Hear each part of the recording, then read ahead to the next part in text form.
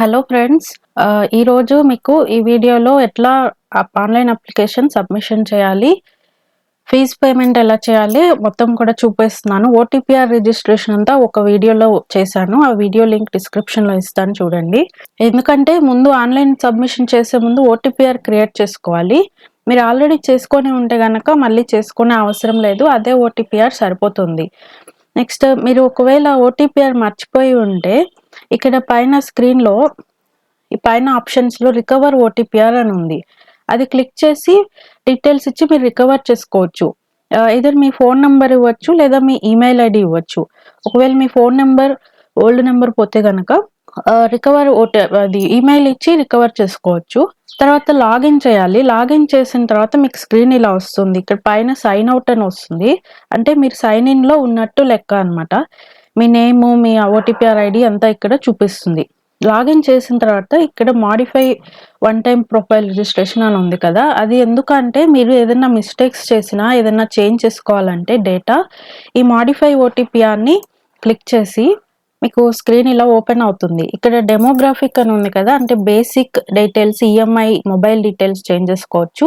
అంటే మీ mobile number change అయితే ఆ మొబైల్ నంబర్‌ని మళ్ళీ ఇక్కడ అప్డేట్ చేసుకోవచ్చు. Photo and signature details update చేసుకోవచ్చు.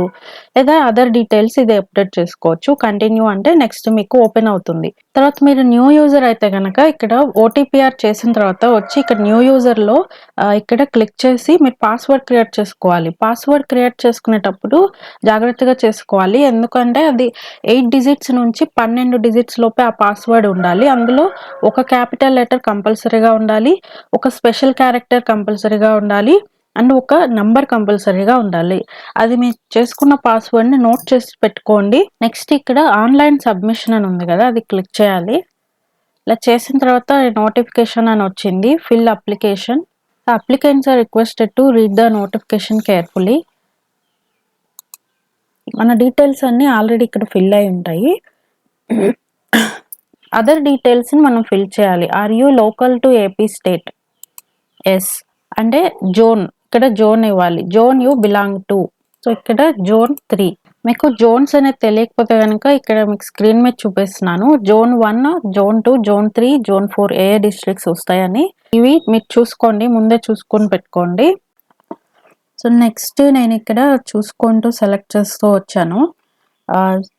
జోన్ సెలెక్ట్ చేసిన తర్వాత డిస్ట్రిక్ట్ సెలెక్ట్ చేసుకోవాలి. నెక్స్ట్ అక్కడ ఉన్న క్వెషన్స్ చూసుకుంటూ ఒక్కొక్కటి చూసుకుంటూ మీరు యెస్సా, నోనా అనేది క్లియర్‌గా పెట్టుకుంటూ రండి.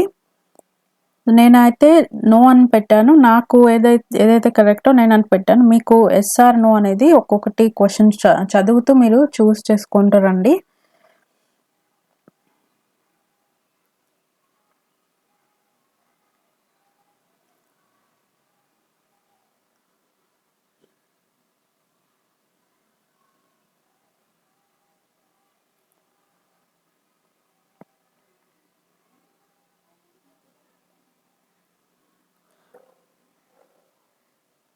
సో, ఇట్లా పెట్టిన తర్వాత కింద ఫోటో అండ్ సిగ్నేచర్ చెక్ చేసుకోండి. తర్వాత మీ క్వాలిఫికేషన్‌ని సెలెక్ట్ చేసుకోవాలి. సో, అక్కడ ఇచ్చిన క్వాలిఫికేషన్స్‌లో మీకు ఏది క్వాలిఫికేషన్ మీకు సూటబుల్‌గా ఉందో చూసుకోండి. అది సెలెక్ట్ చేసుకోండి. దీనికి ఏ క్వాలిఫికేషన్స్ కావాలో అన్నీ కూడా అక్కడ ఇచ్చారనమాట. వాళ్ళు క్వాలిఫికేషన్స్‌ని బట్టి వాళ్ళు సెలెక్ట్ చేసుకోవచ్చు. తర్వాత స్పెషలైజేషన్ అంటే అందులో మీది ఏ సబ్జెక్ట్, స్పెషలైజేషన్ సబ్జెక్ట్ ఏంటో అక్కడ నోట్ చేయాలి.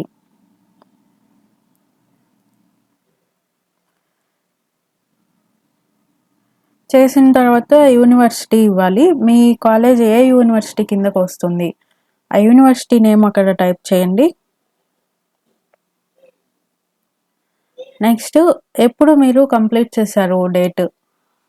ఆ డేట్‌ని అక్కడ మీరు సెలెక్ట్ చేసుకోవాలనమాట.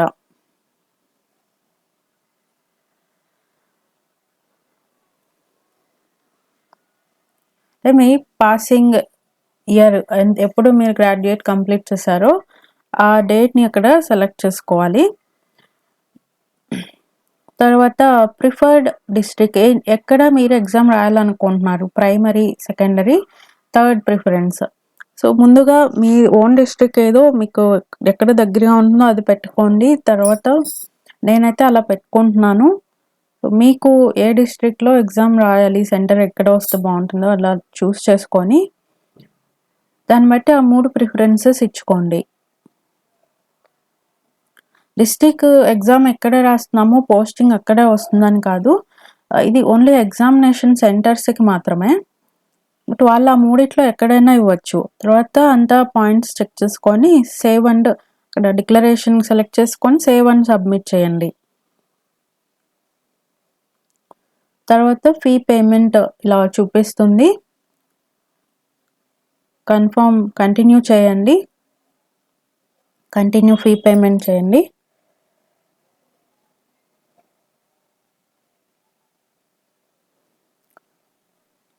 నెక్స్ట్ ఇలా వస్తుంది. గేట్‌వే సెలెక్ట్ చేసుకోండి.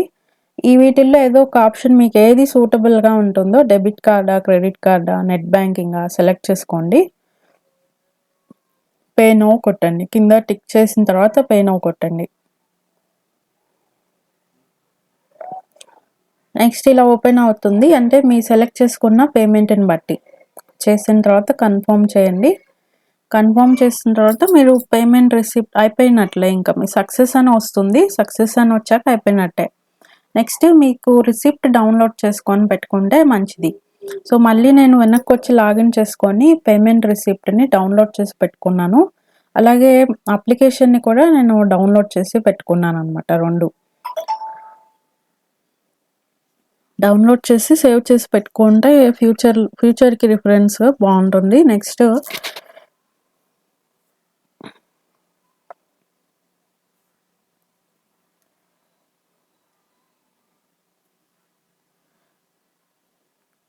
సో, ఇట్లా చూపిస్తుంది. సర్వర్ బిజీగా ఉండటం వల్ల మళ్ళీ లాగిన్ అడుగుతోంది. సో, మళ్ళీ మధ్యలో లాగిన్ చేసుకుంటూ చేయాల్సొచ్చింది. ఇప్పుడు ఇది సేవ్ చేసేసి పెట్టుకున్న తర్వాత మీకు ఇంకొక ఆప్షన్ ఉంది అక్కడ. అదేంటో చూపిస్తాను.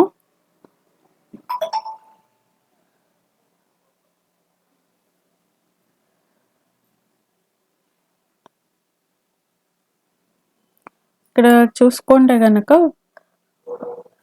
ఇక్కడ ఈ అప్లికేషన్‌లో ఏదైనా మిస్టేక్స్ ఉంటే కరెక్షన్ ద అప్లికేషన్ అని ఒకటి ఇచ్చారు. కానీ అది క్లిక్ చేసినప్పుడు ఎనేబుల్డ్ సూన్ అని ఉంది. అంటే నెక్స్ట్ దాన్ని కరెక్షన్స్‌కే ఇస్తారని అనుకుంటున్నాను. ఇప్పుడైతే ఇవ్వలేదు. ఒకవేళ అప్లికేషన్‌లో ఏదన్నా మిస్టేక్స్ చేసి ఉంటే. తర్వాత ఇంతకుముందు చెప్పినట్లు మాడిఫై ఓటీపీఆర్ అనేది ఉంది. అది మీరు ముందు కరెక్షన్స్ ఏదన్నా ఉంటే అప్లికేషన్‌లో ఒకసారి మీరు చేసేసుకొని తర్వాతే మళ్ళీ ఆన్‌లైన్ సబ్మిషన్‌లోకొచ్చి చేసుకోండి. అలా చేసుకుంటే మళ్ళీ మీకు ఈ డీటెయిల్స్ మళ్ళీ చేసుకునే పని ఉండదు కదా! So, thank you friends.